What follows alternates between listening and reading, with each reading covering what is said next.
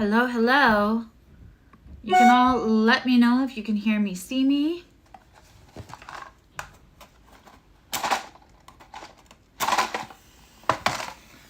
Okay. I have new incense today. How's everyone doing?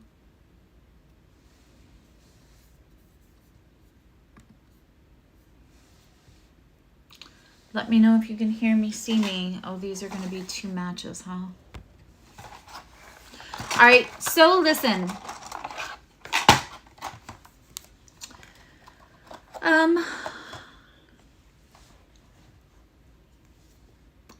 This Mars conjunct Uranus has been coming up for a while. If you are in membership or if you are having private sessions with me, we've spoken about this. And if you're having private sessions with me, I probably said there would be something unfortunate and disruptive. I'm not going to go into specifics for what I said. I feel like whatever your take is on this, and I don't really want to discuss it in the chat, and that is for all of your sake. I want to say the energy is going to stay combustible because the transit doesn't go exact until tomorrow. And then on Tuesday, we have an opposition of Mars and the moon. And then we only have a few days before we go into that second Capricorn full moon, which is out of sign conjunction with Pluto. Listen, all of this energy is meant to move us. When you have Mars and Uranus, which are both movers and shakers, quite literally, in a sign like Taurus, which is fixed, and of all the fixed sign, probably likes to move the least, then you know, there's a necessary shaking up of things. It's just the way that Mars and Uranus is going to express is not always pleasant. But because events have happened, the current events of the weekend, I really don't want to do readings about what that may be for your sign. I don't want to pull cards. I thought about this a lot. So instead, I am going to use this space. If anybody wants to ask any astrological questions about this, I will answer. I think for membership, I will probably do a little live later. And then that'll be up in membership for all levels. If people want to ask questions about their chart. I decided in the midst of all of this disruption and what feels really, there's a lot of stuff. And people are, it took 5 minutes before people were very, very unkind to each other. I'm not talking about any famous people. People were being unkind to each other in a really Mars-Uranus kind of way. So I don't want to feed that by pulling cards for what's the explosive thing that could, you know, move for your own best benefit. I feel like we have enough explosive. So instead, I would like to be here and be comfort through information and be a softer space right now. So again, I will probably do a small live later on. I apologize for, this is all kind of last minute.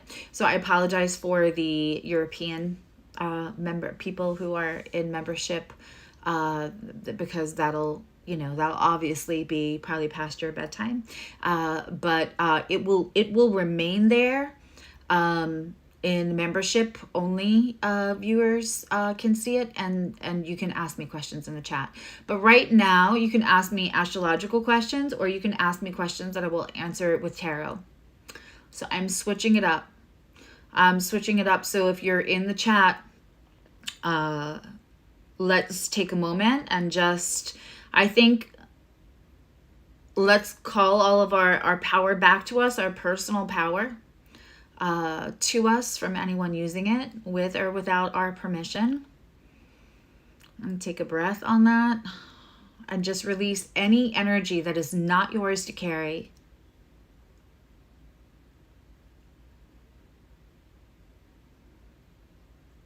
Any energy that's not in your highest good.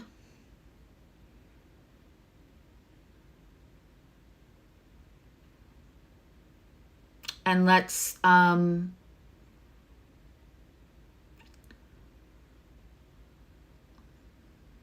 going to say this. It is not worth your time. It is not worth your safety. The energy is still amping. Violence is never the answer. And I wish I thought we were done seeing any little small fights at the grocery store, people wearing clothing, or people just it's tight energy, and it's disruptive. And when we don't feed our Mars, that is when it expresses in the more malefic way, right? And so when I say feed our Mars, we feed our Mars, we do things that are kind. We make sure that there is not resentment, there is not pent up energy. And the way you create the energy that might prompt this Martian energy to express in a way that will not be good for anyone is to engage with others that are looking to to argue, to fight. We will not be doing any political commentary, any political alignment, nothing. In the commentary, in the chat, if you put something in, I love you. You're always welcome in this space. But that one particular comment, it won't be personal, but that one particular comment will be taken out. I am going to practice what I preach. And I am not feeding this energy. I am not feeding the engagement of argument energy with anyone. And I encourage you all to do that. All of a sudden, you have no opinions. You have no opinions until next, until 2 weeks from now. You have no opinions. It will not be worth the argument you will get in. I trust me, it won't. So that being said, I just want everybody, it's not unsafe to walk outside your door. It's not advisable to engage in conversations around current events right now. Especially if you're out in public, especially if you're not having it quietly with, a friend or a family member in your home. And even then, I don't like the convention scheduling. But anyway, also Lori Rivers kind of, I'm just going to say, go check her channel if you want to talk about that stuff. She mentioned something like this for 2 years ago. Her predictive mundane astrology is insane, brilliant. Okay. So that being said, and I say that all as an Aries moon, Cancer sun, Cancer Mars, very protective mama energy for my whole community. And when I say community, if you can hear my voice, you're part of it. If you've never said hello in the chat, you're still part of it. If you don't get readings from me, you're still part of it. So I just want every human to be good. So let's Oh, I think this incense is no good. Not my matches. Let's start taking, okay, let's take astrological questions first. I saw one.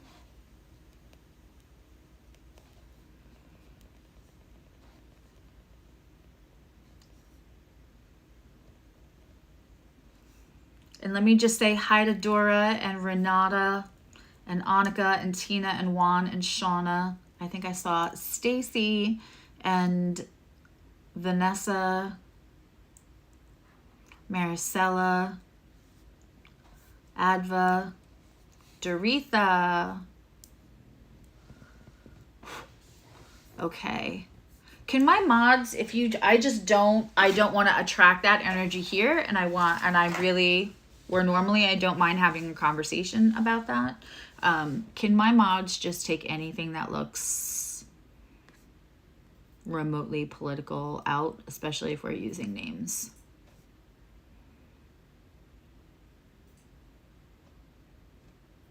And if I do that, it will not be personal. It's protective.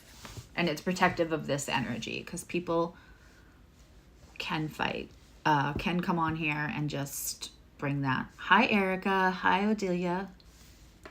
Okay. I'm trying to find the astrological question. If you ask an astrological question, if you could re-ask it. Somebody said something. I could have sworn I saw a Venus, but now there's been too many comments and I can't find it.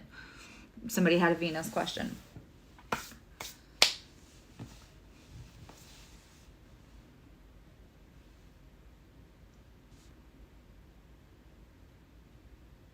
Hey, Michael.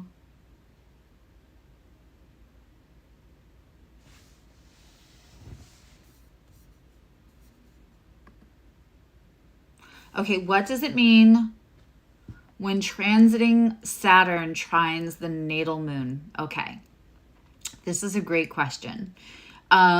It's going to depend a lot on the houses, right? And the signs. Now, I know obviously if transiting Saturn right now is trining in natal moon, that moon would have to be either in Cancer and Scorpio. And since you are no stranger, I know yours is Scorpio. I also know where your moon is. But as a general question, a trine is harmonious. It's easy energy. It can also be complicit. So it's very interesting because the Scorpio moon, while Scorpio is not Uranian led and it's not,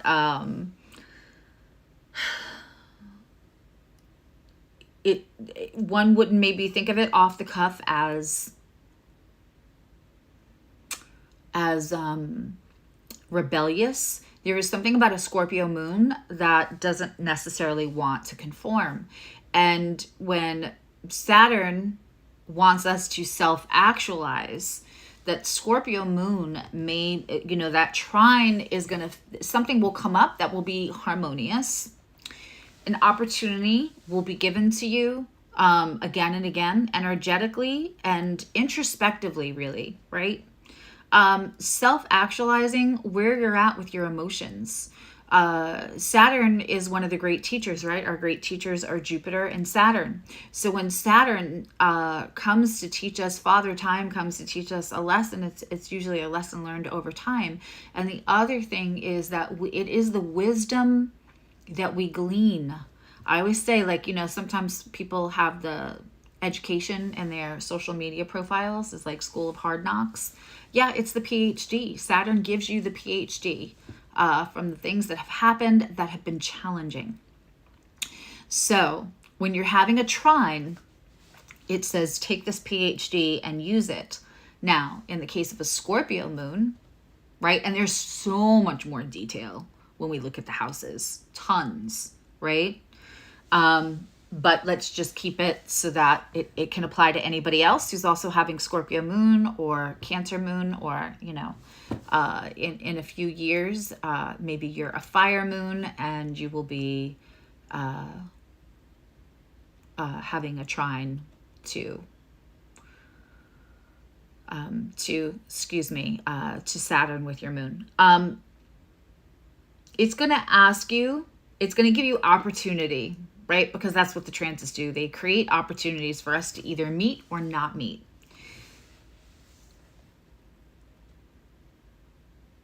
To use some of that wisdom you've learned and recalibrate how you let emotions in, how you feel about yourself. If you have a Scorpio moon and Saturn is transiting through trine, anybody with a Scorpio moon, those might be themes around not feeling safe when we're too open. It can have to do with own personal shame, being hard on yourself for decisions you made out of wounds. And what Saturn has taught you. The other thing that can happen during a trine is it can almost be too complicit. I often say, and this is maybe a little controversial, but if you have a synastry chart with somebody else and all it is trines and sextiles,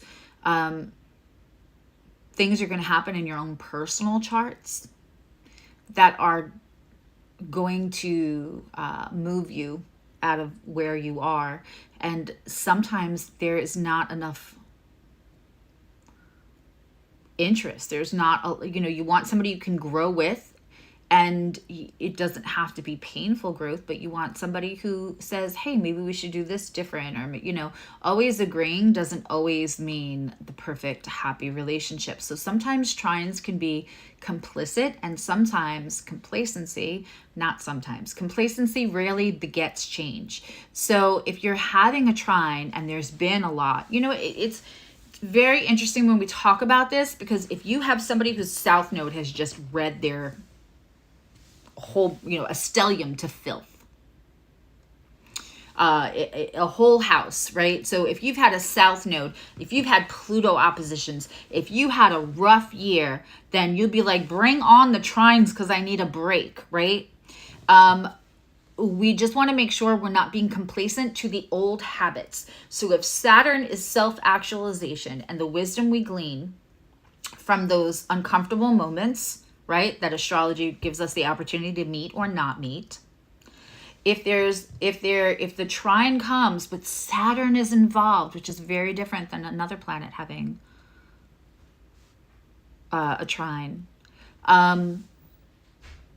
it's going to want you to not be complicit to the old habits. It's going to want to know that as one of the great teachers in your chart, that you were a good student. It's going to give you a harmonious way to express that. It's going to present you with a harmonious way to be able to level up using Saturn. But the complacency, you might have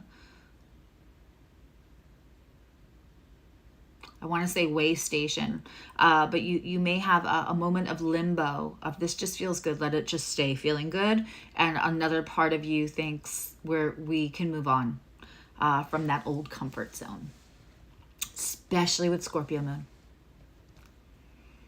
Hello, Fire Spirit and Rose. Hi, Cheryl. Just as a reminder, we're not having any kind of, we're going to switch it up today, and we're just not going to have any chat where we're talking about political affiliations or political figures today, because the energy is not conducive for those conversations.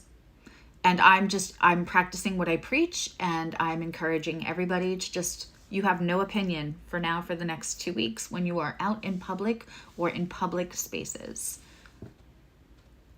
Astrological question, this conjunction will affect us. I can't know how the conjunction will affect you personally without your chart, and we're not doing that today. I can take general. I'm not doing like this through the houses because that's why I wanted to. There's Uranus can be disruptive, right? Mars, in a high expression, say this was hitting your benefics, right? In a happy house. say this is hitting your chart in a happy house and it's aspecting in a nice aspect or in a neutral aspect, one of the benefics. This could be unexpected chemistry with somebody. This could be unexpected best sex of your life. This could be unexpected energy, momentum, impetus. In the words of Jane Austen, just because it is an interruption doesn't mean it must be unwelcome, right? In the collective, I don't think that's going to go well. I don't think, and thank you for that question, because let me say this, right? It's one of the reasons, again, I fell in love with Lori, because she was saying things that, like, that is exactly how I feel, right? And I thought, she's wonderful. So, like, it felt very affirming to tune into her before we got to know each other personally and be like, that woman is brilliant and she's saying the way that I feel about things. This could be out of public spaces and in your own personal internal life, an excellent transit in certain conditions, in certain charts, right? This could express in a good way. You could have an annoying day. You could find yourself getting unexpectedly mad at things that you thought you wouldn't get mad at, but it's not monumental. In the outside world, this is very, very crunchy. And again, I don't think it's over being crunchy.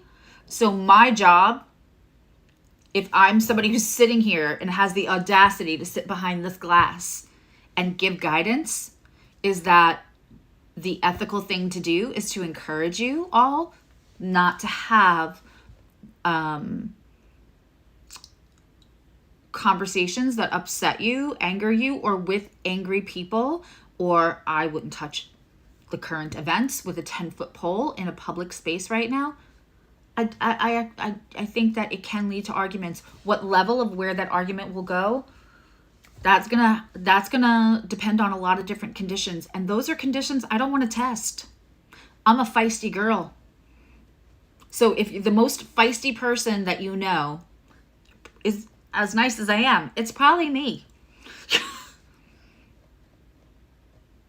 Out of bounds Mars, in trine with my Aries moon, in square with my Aries moon. I can be really feisty, and I will have zero opinions for the next 2 weeks publicly. And I don't want to encourage, I don't want to get anybody else's blood pressure up, right? So, you know, again, that's why we're not having, talking about specifics in the chat at all. And I'm encouraging everybody to and I'm the last person to say, don't have an opinion on something. I'm a Virgo rising. I'm extremely opinionated. I have flaws. I try not to make denial one of them. I am very strong with my opinions. I will research my opinions, and then I will die on the hill in a debate. I am not denying that about myself. I'm saying currently I will not be doing that. And I encourage you not to as well. On a personal level, for some people, this might hit real nice. And for other people, it'll just be mildly annoying. And you're going to be very careful about slip and falls and accidents, because it's unexpected, injury. Unexpected, don't burn yourself on your curling iron. Unexpected, don't cut yourself while you're cooking. You're going to be mindful. That is how we combat a transit like this. We're going to be more mindful. That's why astrology is so helpful. It allows us to be mindful in the way that it's most beneficial for us. Okay, so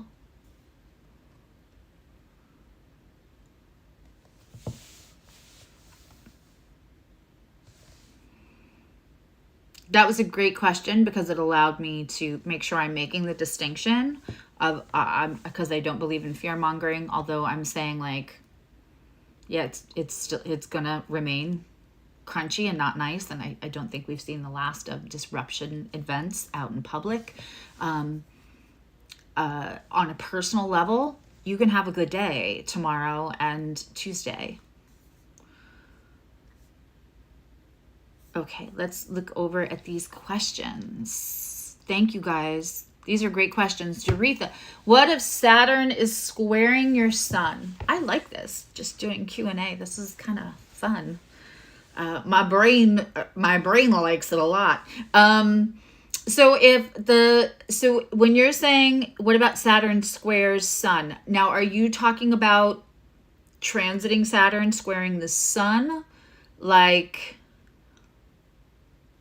when the sun goes into Virgo, it'll be opposing. When the sun was in Gemini, it was squaring. Or are you saying if transiting Saturn, just clarify that for me. Do you mean transiting Saturn squaring your natal sun, or the sun's, in transit squaring your natal Saturn? Those are two different things. So I want to make sure I answer that. You have Mercury combust descendant, North Node conjunct 6th house.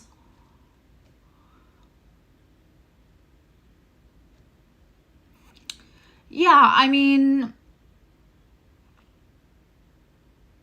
I think that's shown up in your life, Wayne. I think that's shown up in your life.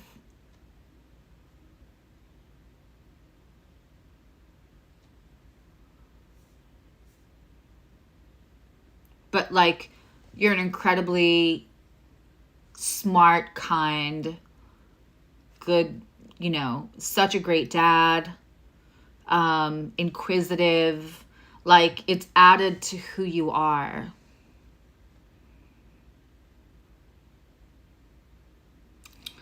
Dora, what does it say in Synastry if your Capricorn Venus sits on your partner's 5th house? Okay. If Venus comes in the 5th house, first, that's going to be attraction. If your Venus sits in their 5th house, what that is talking or speaking to is how that person experiences the way you express your Venus in an area of life, right, that pertains to that 5th house. So that's not about how you feel about his 5th house. That's how in his life, how he experiences your Venus through a 5th house subject lens. So let's look at the subjects of the 5th house. It's kind of like all astrology is math, but we can also do a different kind of astrological math. So if we have the 5th house subjects of procreation, as well as like romance and sometimes sex without strings. So that doesn't mean that the physical intimacy can't lead to something more committal, but it's also where we have that initial attraction and in the romance. It's also risk. It's also creativity. It can also be the house of, fun and play, and it's the house of our children, which would come from the procreation, right? So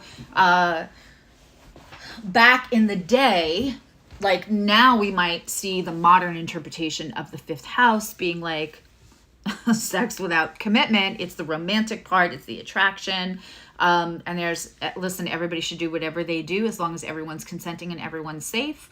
There's zero judgment on that. But what I'm saying is, back in the day, when the subject matters would have been kind of parsed out to each of the houses, you weren't getting birth control, right? So the consequence of having, procreating, so it's creation and procreation, even though the 8th house rules like the genitals, but the romance that would lead to procreation would then lead to children. And also getting pregnant would have also meant risk. back then. But it also can be like the house where we see casinos and gambling and vacations and all kinds of things and luck. And it's considered the house of joy. So if your Venus is there and you have a Venus in Capricorn, which means what you value is things to progress while they stay the same. What you value is stability, and what you value is a sense of being able to dependably give a partner or give to other people. You want people you can depend on, and you want to attract that in, and you also you can provide that to others. And if Venus is an antenna, as I say it is, and it sends out a beacon, that is the beacon that flashes in his 5th house. I hope I explained that. So then if you take, and you're going to value quality time. And so the quality time that he, if we're using the gender roles of she and he would experience that like you are willing to give your time to the things that he finds fun, that he finds sexy, that he finds, so it's going to create a lot of attraction. It can also create, this person is less likely to get bored of you. You will have to make sure that you're not too available. Like dependable when he feels like rest, dependable when, I can depend on so-and-so. So like that, but there's also, we would have to look at all the other aspects, and that may not be a problem with that kind of person. That person may not be that kind of person that would just, see you as a beckon, let's go have fun girl, instead of a beck and call girl.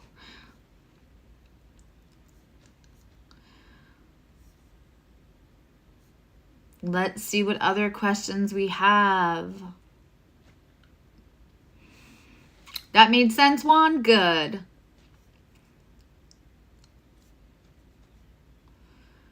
Okay. Oh, Juan, you're so good highlighting the questions. Thank you. Little Wave, how does one's moon sign house influence who you are, how you feel? Oh my goodness. Adva. That would probably be a 3-part series, because there's the moon sign, there's the degree it's at, there's the house it's in, there's whatever else it aspects, and then we have to look with your moon to answer all of those questions. Like, what was your early environment looking like? What were your parents like? Of course, we can see mom a little bit through the moon, but that's a harder question to ask as a general astrology question, or even somewhat. I will say this, you can meet, a Scorpio moon in the 8th house is going to be real different than a Scorpio moon in the 2nd house. It's when you have a flipped chart, if you're in a house that maybe doesn't share anything in common, in conjunctions are when a sign doesn't share, and this also happens in semi-sextile, they don't share an element. They don't share a modality, meaning one's fixed and one's mutable. They don't share a modality, and they don't share a polarity. So water and earth share a polarity, and fire and air share a polarity. So let's say that you're an Aquarius moon in a Cancer in the 4th house. So in that same way that signs can kind of be in conjunct and not share an element, modality, or polarity, sometimes when a moon is in a house that is not sharing any of those qualities, it can feel a little uncomfortable when we're younger, but oh my God, is that a great growth lifetime, because you can learn so much. Like, the house can teach the moon the environment in which it expresses, so much and add another layer. Likewise, a Cancer moon in the 11th house is probably going to have less of the, a Cancer moon at a higher degree and in the 11th house is going to have less of an attachment journey to go on than a low degree Cancer moon in the 4th house is going to probably have a lot of attachment issues. So there's a million different ways you can layer that.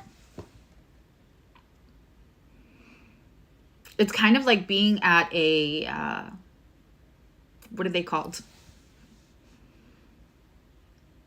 Like a smorgasbord, or, one of those like make your own taco, and there's a million different, or the salad fixings bar, right? Like each little thing is going to create a layer and everybody's plate is going to be completely different.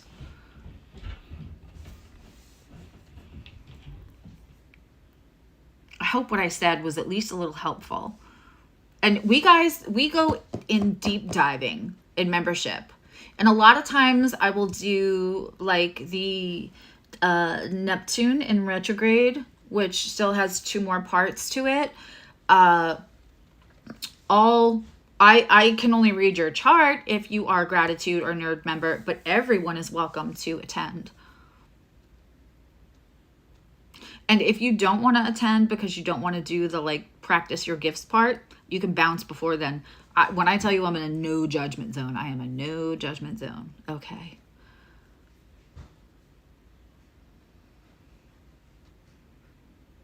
Oh, thank you for reminding people to share. Sharing helps, liking helps, sharing helps more. And putting it on and putting me on silent. I put me on silent. Putting me on and putting me on silent later when you're doing something else is also super helpful. Transiting Saturn, squaring your natal sun. Okay, so when we look at squares, I'm a little biased about squares, and I try not to have any bias in astrology. However, I have a chart full of squares, and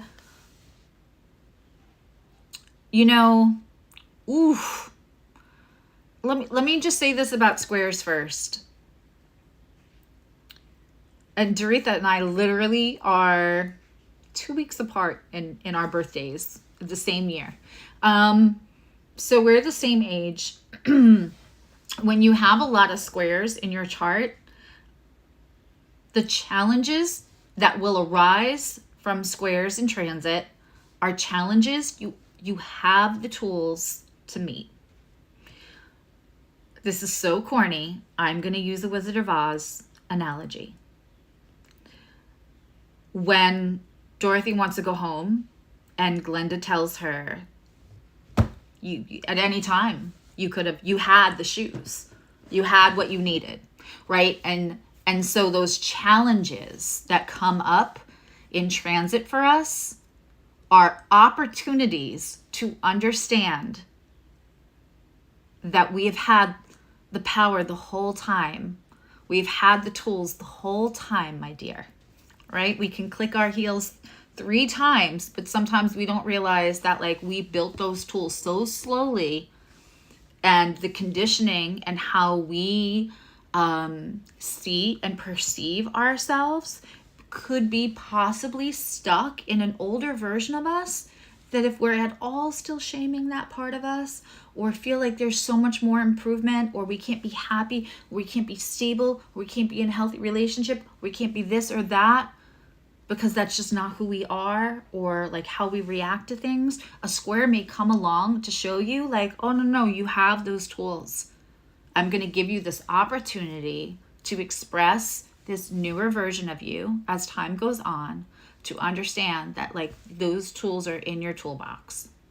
So I am of the belief system that squares don't come unless we already have the tools to meet them. If you're somebody like me that has a ton of squares in their natal chart, I get a little excited. Maybe not when it's like Mars Saturn or Mars or Saturn Uranus, but like or like a Pluto square. But even a Pluto square, like I have one now. It's pretty significant. But I know that means change is coming. And I'm going to tell you something that early this morning, I had to pull cards on a subject that I'm going to keep personal. And I took a breath before I pulled those cards. And I said, Susie, you were always doing the best that you could have done at the time with the information that you had. And it's okay if you perceived the situation and you were wrong. If you perceived it based on who you were, who was still a beautiful human trying, right? And now there's an awareness I didn't have. Now there's a healing I didn't have. Now there's a perception and an approach and a lack of unhealthy attachment that I move forward with. And that may allow me to see things differently than I could have ever possibly saw even 6 months ago or a month ago. And so before I pulled cards for myself, I made sure that I gave the old version of me gentleness and permission to be the beautiful human that I was at the time, and just not with the awareness I have now, so that there was no resistance to the information that came in from the reading. So there was no instantaneous want to say, oh my God, how stupid was I? How could I not see that? Right? How many times have we all said that to ourselves? When you start, squares will come along to bring new awareness, to make sure you have the new tools, and they will come along when you need to upgrade how you perceive yourself, and especially your former self, whether that was yesterday, last week, last month, last year, 10 years ago. That being said, when Saturn transits it squares your sun, Saturn, it's very similar to what I said to Juan about the moon. Your sun, it's a little bit ego, but it's also our vital energy, and how are we feeding that? Right? So when Saturn comes along and squares, it's going to challenge you and say, however you were depleting your energy prior, because you just didn't have as much wisdom, because Saturn hadn't taught all, because your Saturn wasn't matured, or because of a million things. It's going to give you an opportunity in that square to understand that you have the tools to no longer feel depleted through your own self-actualization, through the lessons that you have personally had through the teacher of Saturn in your chart and in your life. And in a mutable sign, right? If it's squaring, that means it's mutable. If transiting Saturn currently is squaring your sun, that means you have a Sag sun or you have a Gemini sun. Otherwise, it's an opposition to your Virgo. And it's mutable. It means, especially with Gemini sun, that might be like looking at your boundaries and making sure you're not flip-flopping and allowing space for you to bend to somebody else's needs before your own, and depleting your energy. And so how to not put the hard boundary down, and how to still have boundaries. And Pisces wants us to learn how to have boundaries, but the way that we can do it in a more gentle way, so it doesn't feel like it has to be all or nothing, right?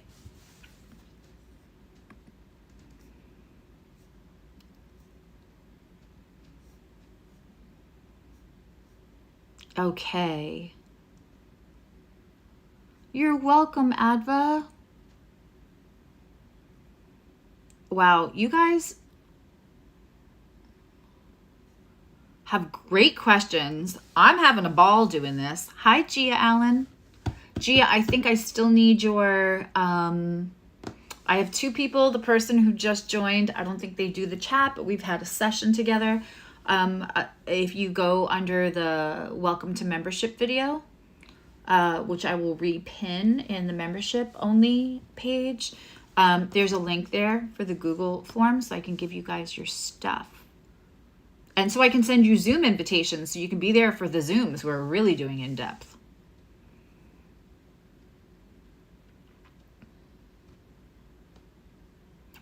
Okay. Shingmafal, what does it mean in synastry if Venus conjuncts the South Node in the 5th house? Okay, so when you have South Node conjunctions, two things. One, it's going to denote that maybe you've dealt with this person in another life, but if I'm being honest, I'm of the astrological and metaphysical belief that most people that we spend a decent amount of time with in this life, either arguing with, loving, if it's 2 months and it ends badly, but we give them a significant amount of our energy and we feel called to do so, that's just part of the soul pod, right? The soul family. I don't use tribe because it's not my word to use. So like that soul family, that soul pod that comes, with us in every lifetime, and we all exchange at different levels and different roles and different positions. So it's unlikely that you're going to bring me somebody with a synastry chart that there isn't going to be some kind of, whether it's significant or not, of a past experience. That is different, right? And some people are just here to like finish out and close the cycle, so we're not dealing with them anymore. And some people are just going to be there every lifetime, right? And be significant every lifetime. So that's one about South Node. The other thing about South Node in any house conjunct any personal planet is that however that planet expresses, and Venus expresses first and foremost value and your self-value. If Venus is the antenna, the more you value yourself, the more you recalibrate that antenna to then pull in.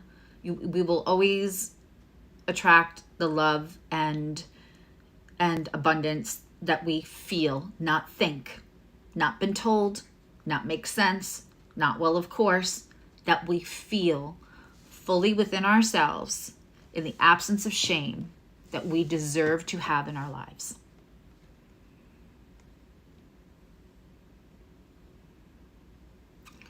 So if the Venus is conjuncting the South Node, you would have to be careful that there isn't a going backwards in how you are valuing yourself. Or if the roles are reversed, whoever's got the Venus would need to be careful that this didn't bring us backwards in our journey with self-value, which then calibrates all the other value of everything else that Venus represents and can bring in. Okay.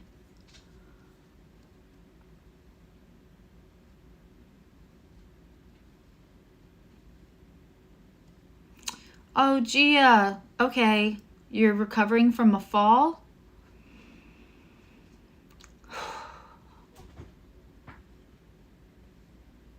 Nicholas has come to join the party.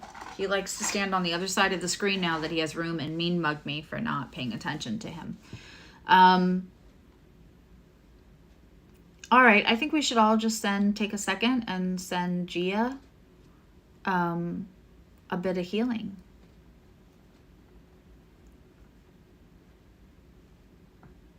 I wish you could see. He's right there, and just staring at me. Okay. Does that make sense what I'm talking about? Squares. The squares in my chart allow, I didn't get feedback from Doretha, but I know she's a very busy woman. And the South Node conjunct. And so you can take that. So if it's your moon, are you going backwards on your, emotions a little? You have to just be careful that it's not a sliding backwards. And sometimes it'll be such a prominent sliding backwards with a South Node and personal planet conjunction in synastry, that it's there so that one of those two people have a moment where they're like, why am I acting this way? Why am I doing this? Like, and, you know, depending on the relationship, that can be worked at.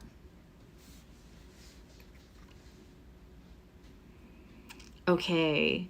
This conjunction, you're talking about the Mars-Uranus Venus energy. Liz, you're talking about Mars-Uranus is conjuncting your first house.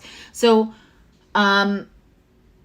you're just going to be careful not to, in general, if this is happening in your first, it's your personal body. I can't tell you how this is going to express for you truly without your whole chart, and we're not doing that right here. I may go live later for members if people have questions or they're concerned, or they have like big aspects, you know, if it's talking to other big planets.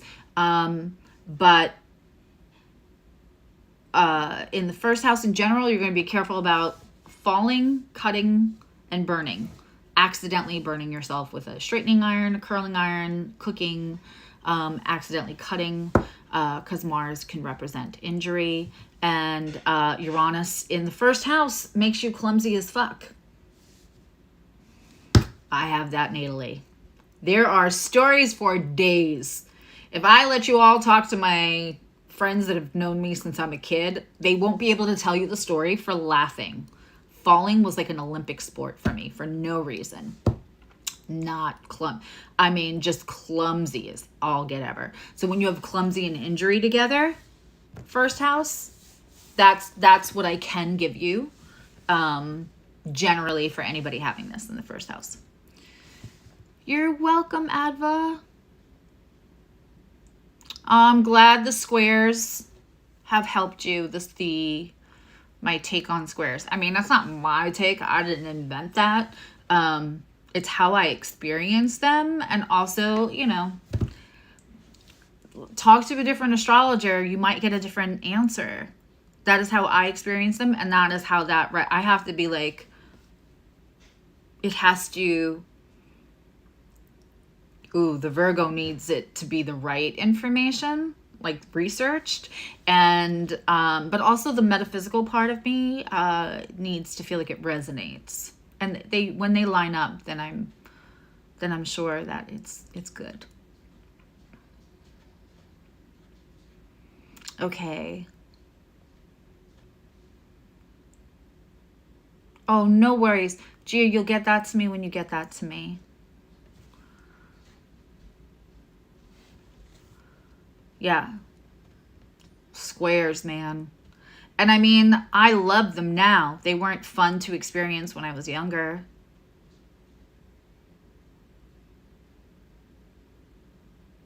You're having a Sigourney Weaver moment with your leg up in the hospital. I wish I could get you the giant gorilla that goes with that comment.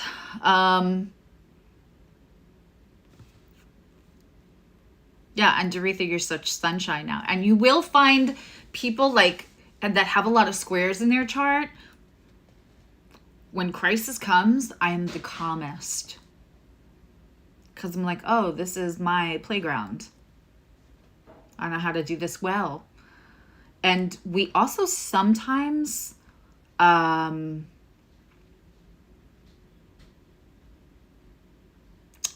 after a while, and age will bring this too, it's just hard to rile people who have a lot of squares in their chart, because you can't out-rile what has already riled them through life.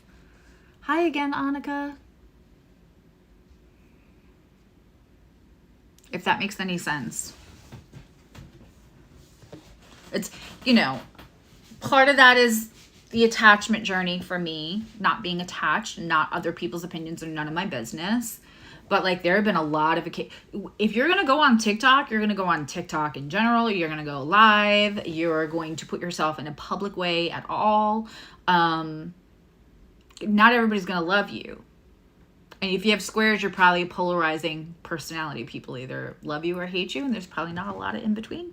But you have to get to that point of other people's opinions of me and none of my business, because somebody else that you don't respect, or somebody else that isn't part of that nuclear family, or that it would really upset you on a personal level, on a soul level, like deep in your heart. That somebody else's perception of us is probably never going to top anything we've been through in our personal life and the things we've had to overcome, if you have a lot of squares. My humble 2 cents.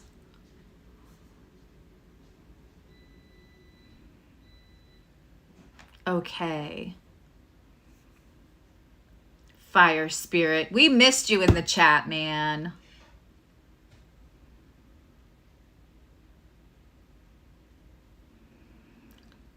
Okay. Transiting Saturn in Pisces, opposing the natal sun in Virgo in the 5th house. We have a lot of 5th house questions today. That's interesting.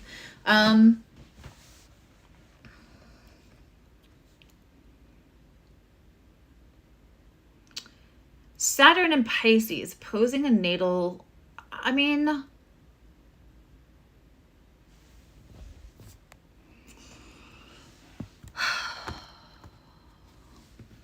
He's still sitting right here, like right there.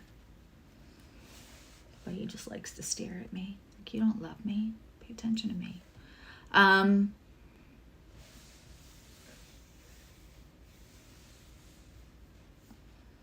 So, again, I'm just going to give you the generalized aspect of that opposition. So you're having 5th, 11th house, right? So the sun is in the 5th and Saturn is in the 11th. Am I correct?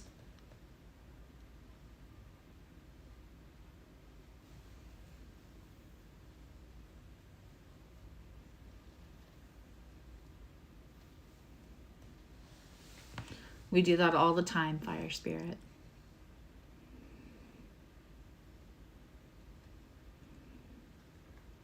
Okay.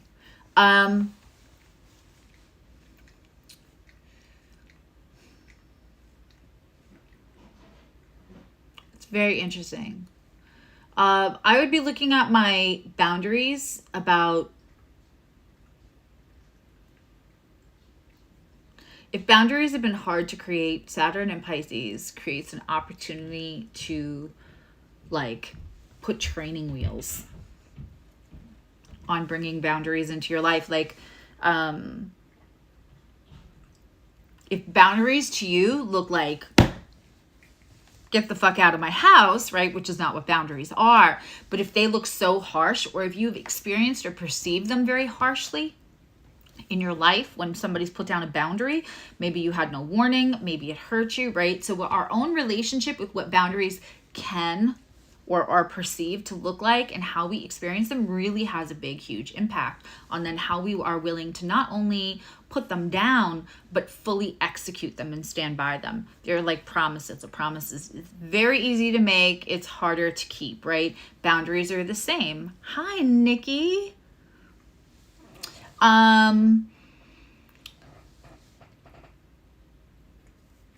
So in that 11th house, the soft boundary about being out and about, the internet, this could be as simple for you as where, again, when we're having an opposition and it's Saturn Sun or square Saturn Sun, you want to look at what Pisces is gently, kindly, sweetly trying to ask you to maybe put more boundaries in those subjects of that house, so that you do not deplete your energy.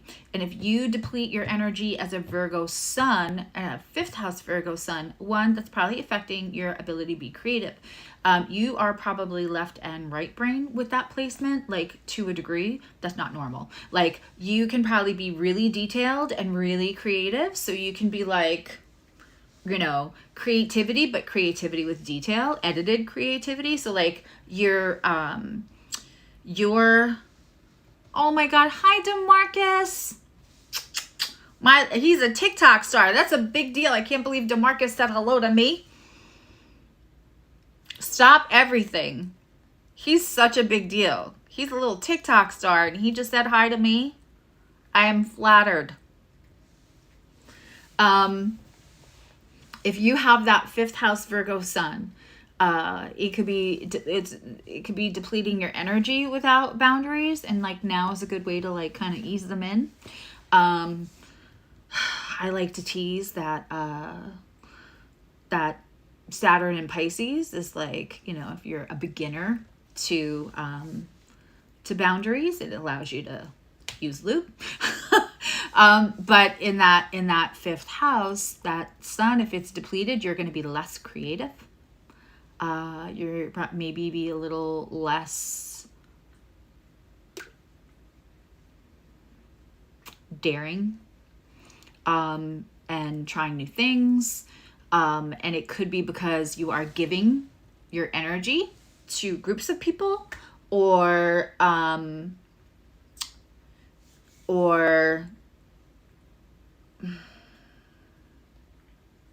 somehow, yeah, it's groups, communities, which is wonderful. It's the house of the humanitarian, right? But like, how do we be that person that we all want to be and be giving and serving to, you know, humanity, and be a good person, but also not to the point where it drains ourselves, right? It's the put your oxygen mask first on, for sure. And so then how can you create those boundaries in a softer way to start draining less, so you can be the incredibly creative, you know, expressive soul that you are.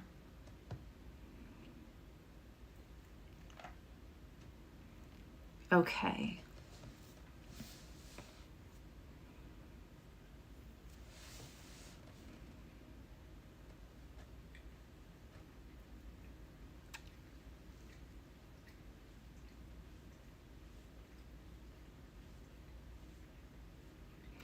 At what sign and degree is the Uranus-Venus transit?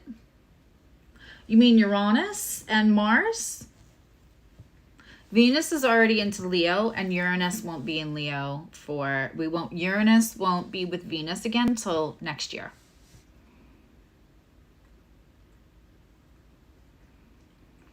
If you're talking about Uranus-Mars, it's at 26 degrees in Taurus.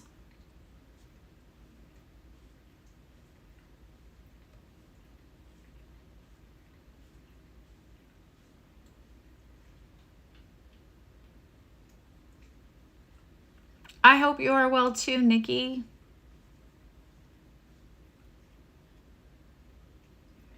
Okay.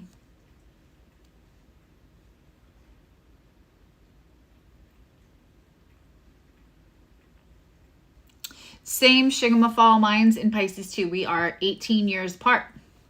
So if you meet somebody who's clearly not the same age as you, and their north node is the same as your north node, you can instantly know that they are between 17 and a half, 18, or just into 19 years difference than you in age. And if you meet somebody whose nodes are opposite, they are 9 years younger or older than you, those can be challenging.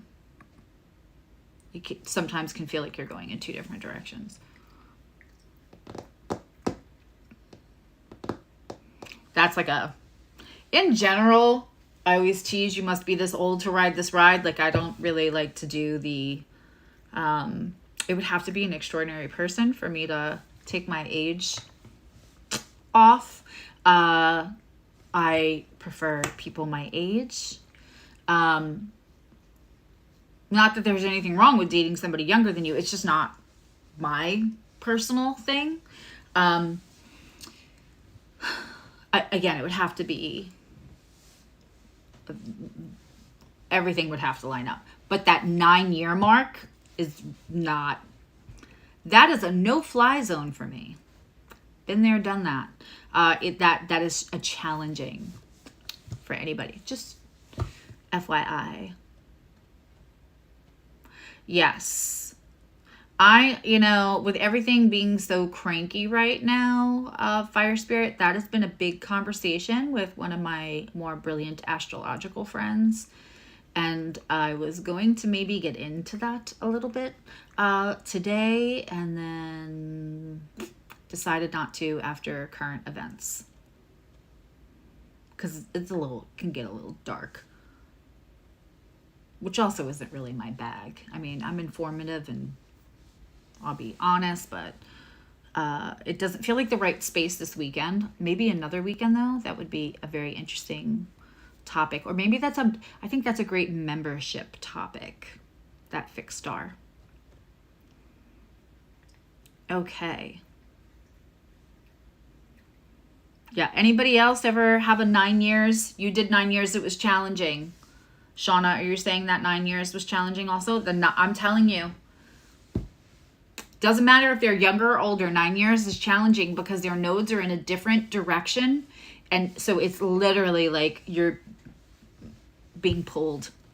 But that polarity and the comfort zone, sometimes the attraction, as I say, there's always going to be something in the chart. A lot of times people will bring me charts.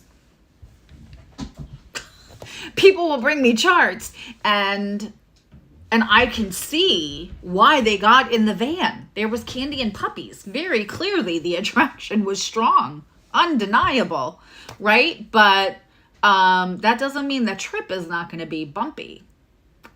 That's a 9 years is you might get in the van for the puppies and the candy, but that van's got no suspension on it. And a busted catalytic converter, and it stinks and it's loud. But you're distracted by the puppies and the candy. I hope, because this isn't his OnlyFans account. So, that's monetizable accounts. That's monetizable content. I gotta hide that. He's got, that's in his rider, his entertainment rider, that I'm not allowed to publicly display any of his only pause content here for free. Sorry about that, folks. Do we have any other questions? I thought I would do this for like a half an hour, but these questions were so great. And I love talking about this stuff.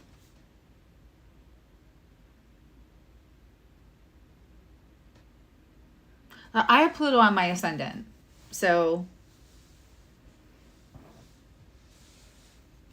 but I mean, you get the analogy, like, and it's not about the dark, and it's about the fact that, like, since we're young, don't talk to strangers, don't, like, and we'll see the 9-year space person come along and think, like, I know I'm not supposed to get on that ride, but I really, really want to.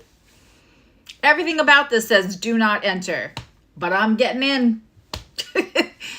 And every vehicle is not maybe the last vehicle we're going to get in, and it's maybe not the last person we're going to, have as our co-pilot, but it's a vehicle that takes us a little further on the journey. Sometimes it takes us sideways.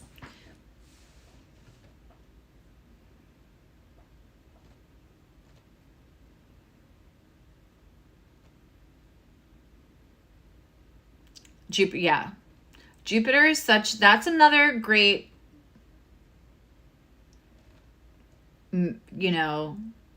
subject, because Jupiter is so,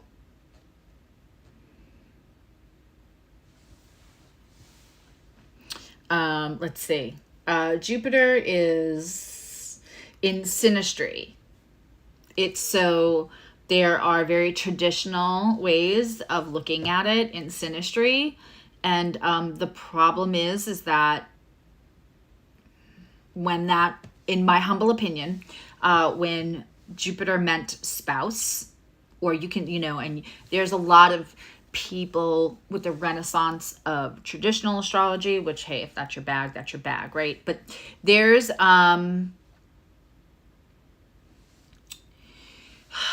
there's a lot of people like on social media doing these quick takes about like, if you look at Jupiter, you can see exactly where you're going to meet your spouse and what they're going to be like and blah, blah, blah, blah. But the thing is if you look at that in my chart, while it makes sense, that's my first husband. That's not my soulmate. That's not my...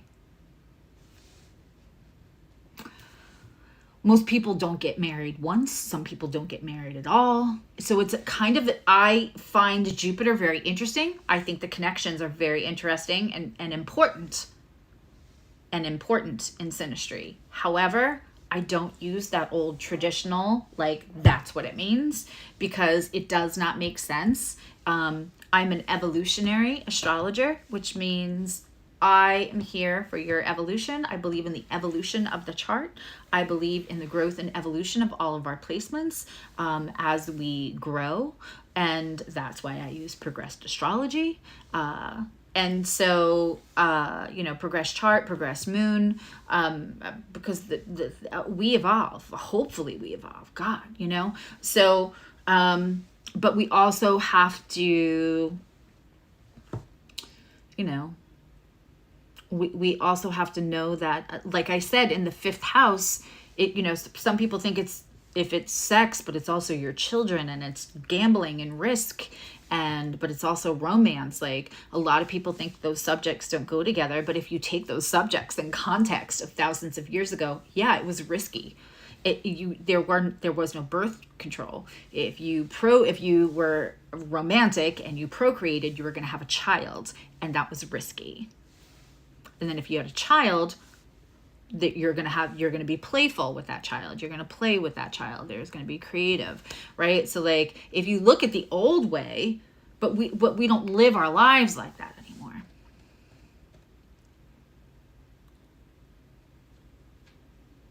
Right. Well, and I don't like to just say it means this one thing, because Jupiter in different forms of astrology do mean different things in the synastry. So I don't like to say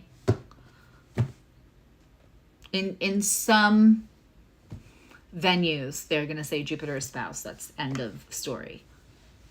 I like my layers on things, and then I'm never going to look at anything without a trauma-informed evolutionary eye on it.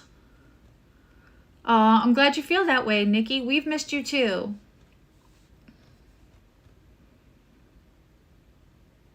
You know what? And Fire Spirit, that's why you're like such a good dad.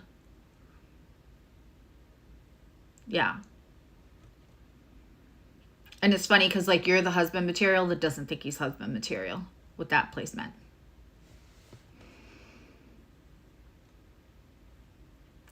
Do we have any other questions? I think I'm going to call it a day. And you know what? I really want to be fair to the people overseas. So I will do a live tomorrow. That's members only. And while I know a lot of you might be working, work from home if you can tomorrow. Just saying. Also, like, Mars, Uranus in your 3rd house. Be really careful in the car.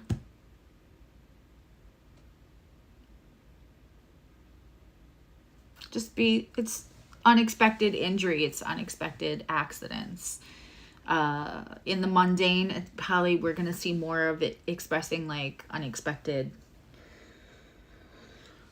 acts of aggression, possibly. And I hate that. But I'm gonna do the live for members only tomorrow for this. And I'll probably do that around 2:00. So it's late enough so that people at work, if you guys can like whatever you can. And if I'm doing members only, I will put up a post saying this is when I'm going to do the members only live. And if you can't make that time, you can write your question in, because in that one I will pull up members charts. Yeah, so if you got to drive on Tuesday, you're just going to be mindful. What I said in the beginning of this is like, when, we can see how it's expressing. And again, I don't think it's done. And so I don't think it's done expressing. You know, I'm advising my older children, like, you don't have an opinion, you're not having conversations about this out in public spaces. That's all. Fire spirit. Such a fucking Scorpio thing to say. If you are a member and you have questions, I will be able to pull up your chart. And again, like I said, just a reminder, you could have a good personal day, and the idea of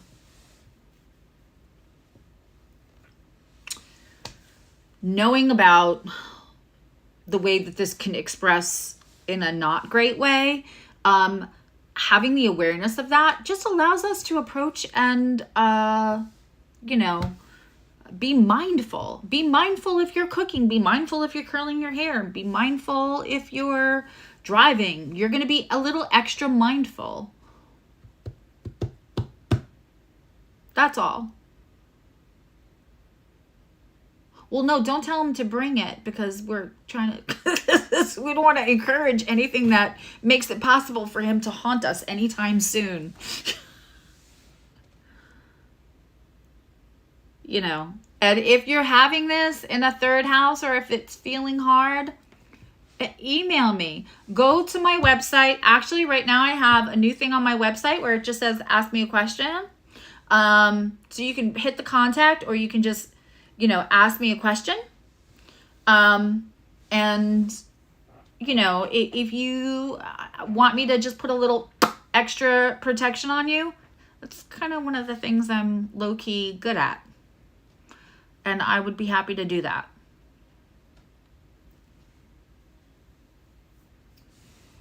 Right? So Nikki, just be careful not to get onto, don't engage with people online. And there's a lot of trauma-informed and crisis coaches right now telling everybody, just put your phone down for another 48 hours. And like social media wise. That's what I thought. If I'm going to come on here and do this at all, it's going to be a space where you might all feel more empowered with the information, and a little less, I want to take the fear out of it, but also educate, right?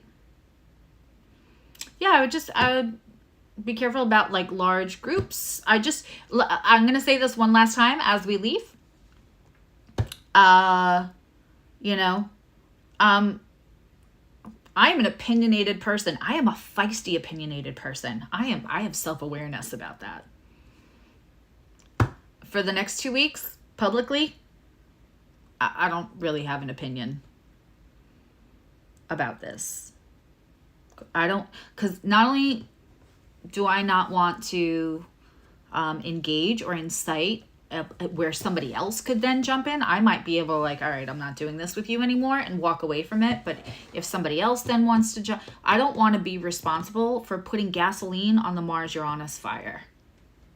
That is a dumpster fire right now.